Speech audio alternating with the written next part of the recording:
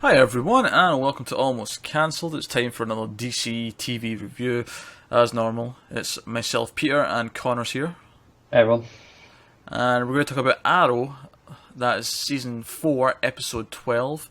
The episode is called Unchained, and full spoilers as always on this show. I'm going to start with the positives. Oh, interesting from you. Mr. Terrific's been gone for several episodes, and he actually was very funny for the most part in this episode. Do you know what? I mentioned to you earlier in the week that my biggest problem with Season 4 over Season 3, which was much worse overall, is that it's been missing that Ray Palmer figure, that kind of charismatic, funny guy. And I feel like Mr. Terrific could actually fill that role now. Yeah, he was quite funny. You know, when the other guy says, "I don't want to hit you," and he says, "I don't want you to hit me either." I thought it was quite funny. And then he got his T-spheres, which was pretty cool. Yeah, and then he told Felicity not to break a leg, and she's in a wheelchair, so And as someone whose father was in a wheelchair for almost my whole life, I made a lot of wheelchair jokes growing up. Totally understandable. Made quite a few wheelchair jokes. So it's a genre of comedy that I am quite familiar with. And if you can laugh at a wheelchair joke still, and still find these basic ones pretty funny, just kind of works on a basic level, doesn't it? It does. Wheelchair jokes are funny. Anyone who gets offended at a wheelchair joke, I don't know what to tell you. I grew up in a house with someone in a wheelchair, and I think they're hilarious. So, maybe that makes me an awful son. I don't know. No. I mean, I'm ginger, and I find ginger jokes hilarious. It's no different. This is true. You are a awful ginger person with no soul, and you're okay with that. Exactly.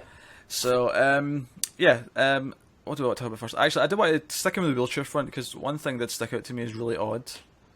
Is Felicity's practicing her speech. She's presenting this new power cell thing for the company, and the executive dude comes up and says, "Look, we need to be honest here. It's kind of it's a sensitive subject, but and it basically says, we'd probably prefer someone who's not in a wheelchair to give this presentation. It'll go smoother, better, blah blah blah blah." And all I could think was, but wait a minute. I'm being cynical here, but wouldn't having someone in a wheelchair do it get a lot of instant sympathy? I think the problem is that it wouldn't look professional because she wasn't. We'd seen her in control of a wheelchair fine, but when she was nervous in that situation, she was bumping into stuff, and it just looked unprofessional. Maybe, I don't know. It just felt a bit. I guess what you said, sensitive, but I thought it was oddly sensitive in the wrong way. The cynical part of me was like, well, you get sympathy. Yeah, I know what you mean. I get it from the professional businessman side. They just want a clean performance. If you want good press, hug an orphan. It's true. It's just, kind of, you get the sympathy. We're such cynical bastards, aren't we? Yeah, well, so 4 seasons of Arrow will do that to you. So the main gist of this episode then. So Roy's back, and we knew it was Roy right at the start. Partly because we knew he was coming back this episode, but. So this masked guy is going about stealing stuff, random stuff, and it turns out it's Roy. He's been forced to do it. He's got a camera contact lens in his eye. Some guy who calls himself the Calculator is making him steal all this stuff. What a name! Although actually, that's another positive. When Felicity was like, "This is what happens when we let them name themselves." No, there was a couple of funny lines in this. I'll give it that. Although to be fair, the Calculator I do believe is from the comics. Oh, he is. Yeah. Yeah, he's not. I don't know if he's specifically Arrow. I don't think he is, but probably Batman. Let's be honest. I say Arrow. I should say Green Arrow, but yeah. He is from the. I do remember the Calculator popping up in the comics. Doesn't make it a less stupid name. It's still a stupid name. It doesn't, because the problem is he's kind of like just a more tech version of the Riddler in a lot of ways. Yeah. And it makes him kind of dull. He's always been like a sort of D-list. That might be generous.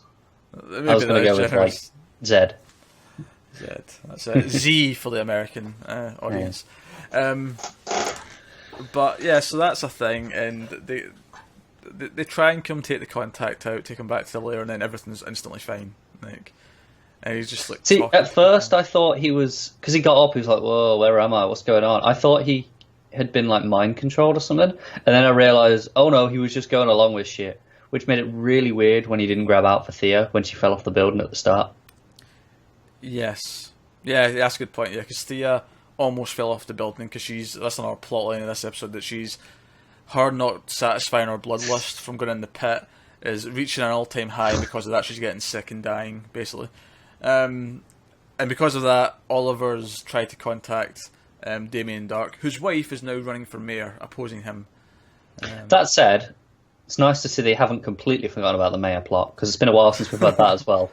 Yeah, everything seemed to come back this episode. Roy came back, Katana came back, Nissa came back. Mayor Clock came back. Mr. Terrific came back. Yeah, all tons of Nanda returns. Parbat. Now, actually, something we forgot to mention last week was the death of Amanda Waller.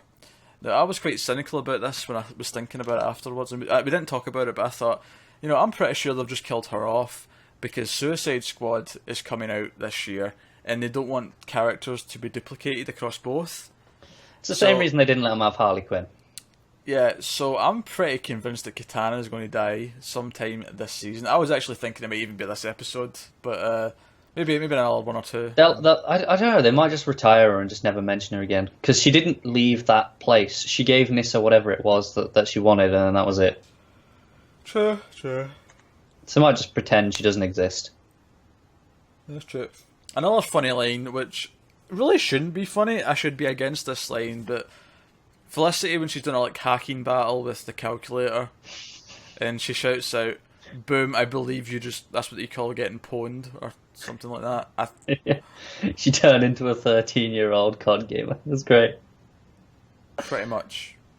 I don't know. I kind of enjoyed it, even though it was awful. Yeah, it made me laugh. I'll give it that.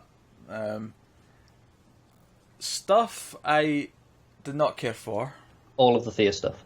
All the Thea stuff, absolutely. Did not care for any of that. I thought it was odd how, we see Alex, who's Thea's new boyfriend, the campaign manager did, but she never mentions to Roy, even when they're confessing love for each other, "Oh, by the way, I've kind of got a new boyfriend." Even though we see Alex in the episode, we never see him with Thea. Yeah, it's never in relation. And even though she's sick for 3 days or whatever it is, he never finds out or knows. Maybe they broke up. Maybe they did something after he was couldn't deal with it. I can't remember. Maybe I It was bullshit. Who knows? Who the hell knows? And Felicity makes a speech. They stop what's going to happen. Basically, the calculator wanted to take control of the city system so he could start blowing things up and all sorts, crashing subway trains. I've heard worse plans, I'll be honest. Yeah. Although, whatever. an internet bomb kind of feels like we've gone back to the 90s. Yeah, at first when Felicity thought that's what it was for, yeah, it did sound very 90s and bullshit. But I guess that just leaves us with the cliffhanger at the end, the twist in which we find out that the calculator is Felicity's dad. Because of course. And it's one of those twists where I just kind of roll my eyes because of course he is. Of course, the one hacking villain who's good enough to go toe for toe with Felicity is our dad. Exactly. It's so Arrow. And of course, he's going to see his ex-wife with Quinn. Yeah. Or Detective Lance. Is his first name Quinn? Did I just make that up? Quentin. Okay. Yeah. Pretty close. I was I'm not even going to correct that. It's close enough for Arrow. Yeah, it's in the ballpark. It's fine. Yeah, and also Nissa shows up and says to Ollie that she wants to kill Merlin. Which I really hope they don't do, because I really like it. I think he's I don't know, he's charismatic, and even when he has shit to do, he's charismatic. And I like that. Like him going to Oliver at the end, where's your new BFF, Damien? It's I don't know, I think he pulls it off. Excuse me while I yawn. That's how much I'm It's late. It's late. It's pretty late. No, to be fair, this was one of the better episodes. You say that as if it's in the positive end of the scale. It's not. It's just not as bad as... I don't know. Aside from the Thea stuff being bullshit, and then the calculator being a dad. Most part, I thought this wasn't that bad. This was alright. I thought there was some funny lines. I mean, it's like Mr. Terrific, he had some good funny lines. Felicity, as she sometimes does, had a couple of funny lines. Sometimes she's too forced. Sometimes it sort of hits just a sort of sweet spot. The flashbacks were kind of just... It was mainly Oliver hallucinating and seeing Shadow. Shadow! Shadow! Can we get Mario just as a soundbite for that? Yeah, we need to record Mario saying that so I can put it in the edit. Yeah. He also did that impression of Deathstroke. So they were as pointless as usual, as always. I thought the Roy stuff was mostly bullshit as well, to be honest. I thought him just happened to show up. The excuse for him being a criminal at first, and then pretty thin. And then he's just going to leave at the end again. It really feels... I mean, we don't know if he actually left yet, though. He might have stuck around because Thea got really sick. But... The thing is, it was bullshit. It just felt so thin. thin. When I was watching it, it did feel thin, but it wasn't as bad as half the stuff that we watched with Arrow. It was still like, this is alright. This is fine. Even if it was questionable, it wasn't, this is actively bad. Look at that. I mean... Yeah, it was better than, half the episodes this season at least. Yeah. The best one was still, I think it was the fourth one where Ollie showed up to Lance and called him out, and he's working for Damien Dark, and it had that speech that actually fucking worked that never works on Arrow. Yeah, because usually they're just so forced and there've been no building up to them, but that one actually paid off in 3 seasons of tension between the two of them. It's not been as good. It's not. No, that's it.